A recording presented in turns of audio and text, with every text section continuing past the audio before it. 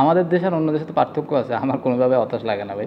আল্লাহ যা দিয়েছে আলহামদুলিল্লাহ। ফেসিয়াল এক্সপ্রেশন তো দেখে আমার কাছে মনে হয় না যে কোনোভাবে সে নার্ভাস ছিল অথবা ছবি-টবি তুললে হয়তো বুঝতে পারতাম। আজকে যে জিনিসটা ছিল আমি এজ এ ব্যাটসম্যান হিসেবে আমার আরেক মানে এই পুরো এক সেশনটা খেলতে পারলে আমার আজকের দিনের আমার যে টার্গেটটা ছিল সেটা ফুলফিল হতো। আপনারা যেভাবে চিন্তা করছেন ওইরকম না।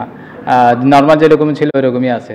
এখন হয়তো ফাইজলামি আরও বেশি করতে পারবো, কারণ ডে বাই ডে আরও বেশি ফাইজলামি করা যাচ্ছে।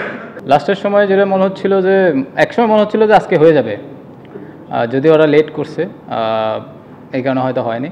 আর আমিও মানে খুব বেশি অরিড না, কারণ উনি তো আপনার মানে 100 করা আপনার 200 করা অভ্যাস আছে, তো আমিও জানি যে ওই জায়গায় উনি প্যানিক হয় না।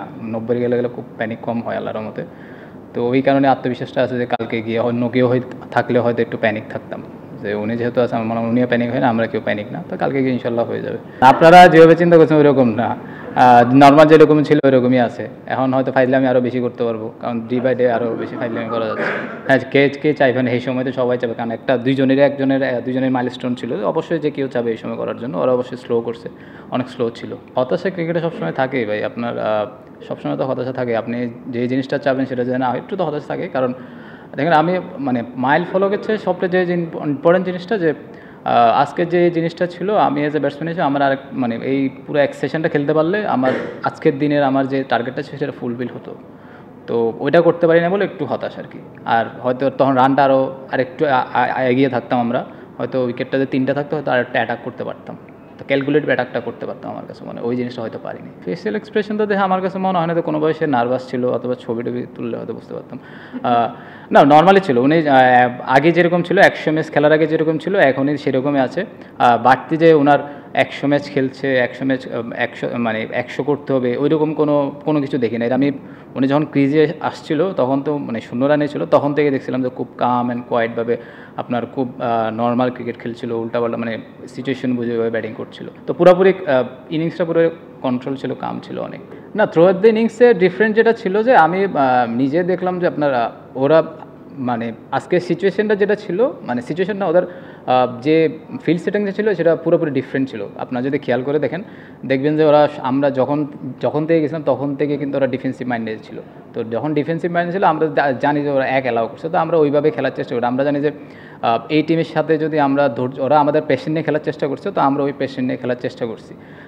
মুশফিক ভাই একই কথা বলতেছে, আমিও কথা বলছিলাম, ওইভাবে ওইটা নিয়ে আলাপ করে আমরা ওইভাবে খেলতেছিলাম। যখন ব্রেকে আসছিলাম, যখন ভিতরে ছিলাম, তখন আমরা বলতেছিলাম যে আমরা দুজনে লম্বা সময় ব্যাটিং করছি। যদি আমরা এখানে 100 করতে চাই কেউ ভালো একটু রান করতে, তাহলে লম্বা সময় ব্যাটিং করে রান করতে হবে। কারণ আরেকটা ছিল যে মাঠটা একটু স্লো ছিল, আপনারা তো খেয়ালই করছেন। তো এই কারণে আমার কাছে মনে হয় যে একটু সবাই মানে ওই প্ল্যানেই ব্যাটিং করেছে। এটা আমার ক্ষেত্রে প্রথম যে প্রশ্নটা ছিল যে এই পরিবেশ তো এরাই কোনো সময় দেখি নাই, সত্যি কথা। ইভেন রিটায়ারমেন্ট কোনো সময় দেখি নাই। যে একটা সময় মনে হচ্ছে এটা রিটায়ারমেন্টের দিকে যাচ্ছে, পরে দেখলাম যে এটা 100 টেস্টের মধ্যে হচ্ছে না।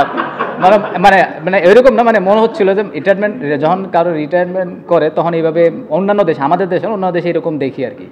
তো আমার নিজেই দেখে অনেক ভালো লাগলো। তারপরে আমার কাছে মনে হয় যে এই জিনিসটা, এই কালচার যদি সবসময় থাকে বাংলাদেশে, তো ইয়াং জেনারেশন যারা আছে তারাও কিন্তু আপনার টেস্ট খেলার জন্য অথবা 100 টেস্ট খেলার জন্য অনুপ্রাণিত হবে। যদি আমার ক্ষেত্রে বলেন ভাই, আমি কালকে বাঁচবো কি বাঁচবো না আমি জানি না, পরেরটা পরে দেখা যাবো, আমি কালকেরটা আজকেরটা আজকে, তারপরটা পরেরটা দেখি। অন্যদিন দেখেন আমার চেয়ে আপনারা চোখে আরও বেশি দেখছেন। আমি তো হয়তো মাঠে যতক্ষণ থাকি, আপনারা তো সারাদিন মাঠেই থাকেন, তারপরে আপনারা ফেসবুক মানে আপনাদের অনেক বেশি দেখেছেন। তো আমার কাছে মনে হয় যে এইরকম একটা মানুষ আসলে বাংলাদেশে আমি জানি না দ্বিতীয়বার কেউ মানে তৈরি হবে কি হবে না, অথবা জন্মাবে কিনা।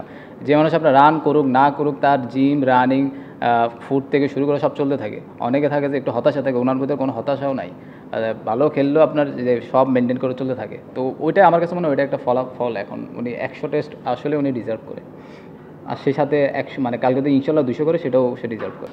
আমাদের দেশ আর অন্য দেশে তো পার্থক্য আছে। আমার কোনোভাবে হতাশ লাগে না ভাই, আল্লাহ যা দিয়েছে আলহামদুলিল্লাহ। আমার স্বপ্ন হলো ভাই আমি যতদিন খেলবো বাংলাদেশে ক্রিকেটকে, টেস্ট ক্রিকেট যত উপরে নিয়ে যাও, যত উপরে যাওয়ার জন্য যত কন্ট্রিবিউট করতে পারি। এটা ইভেন 80টা টেস্ট ম্যাচ হতে পারে অথবা 120টা হতে পারে। আমি জানি না আমি কতদিন খেলবো, এটা আল্লাহ ছাড়া কেউ জানে না ভাই। তো আমি চেষ্টা করবো যতদিন খেলবো ততদিন আমি টিমের জন্য কন্ট্রিবিউট করতে পারি, এছাড়া আর কোনো ইয়ে নাই। ফার্স্ট ইনিংস আমার কাছে মনে দেখেন আপনি যে 350 করেন, মানে মিনিমাম 350 করলে এই মাঠে আমার কাছে মনে হয় 400 সমান। কারণ কি মাঠ অনেক স্লো, যেটার কারণে রানটা অনেক ম্যাটার করবে এই জায়গাটায়। তো সাড়ে তিনশো 400 হলে তো আলহামদুলিল্লাহ, 400 450 হলে খুব ভালো। 350 মানে খুব খারাপ অবস্থায় যে 350 করেন তাও বেটার, কিন্তু আমরা এখন যে পজিশনে আছি আমার কাছে মনে হয় 350 হবে না, আরও বেশি হবে, 450 হতে পারে। তো ফার আমার টেস্ট ক্রিকেটে যেটা হয় যে আপনার প্রথম দিন উইকেট একটু বেটার থাকে। তো কালকে আপনার নতুন, আপনার প্রথম 1 ঘন্টা একরকম থাকবে, তারপর সানটা পড়বে, তখন একটু রোদটা পড়বে, তখন একটু ঘুরবে। তো আজকের দিনে যতটুকু ছিল, আজকের দিনে আমার কাছে মনে হয়েছে 292 এনাফ রান ছিল। আর উইকেটের চেয়ে যে জিনিসটা ছিল, ওরা আপনার দেখুন ওরা কিন্তু খুব ভালো ফিল্ড সেটিং করছে, আর আমাদের ধৈর্য নিয়ে খেলার চেষ্টা করছে ওরা। আর কালকে হয়তো যদি বল ঘুরে তখন দেখবেন যে হয়তো 450 ভালো উইকেট, মানে 450 রানও ভালো আমার কাছে মনে হয় যদি বল ঘুরে। যদি বল না ঘুরে তাহলে আপনার 450 ভালো, আমার 450 500। আপনারা যেটা দেখেন আমার তো ওইখানে ওইরকম আমি দেখছি না, আপনারা যেভাবে, কিন্তু আমি আসলে ওইভাবে দেখিনি, মানে এখন অনেক কাম রিল্যাক্স, অনেক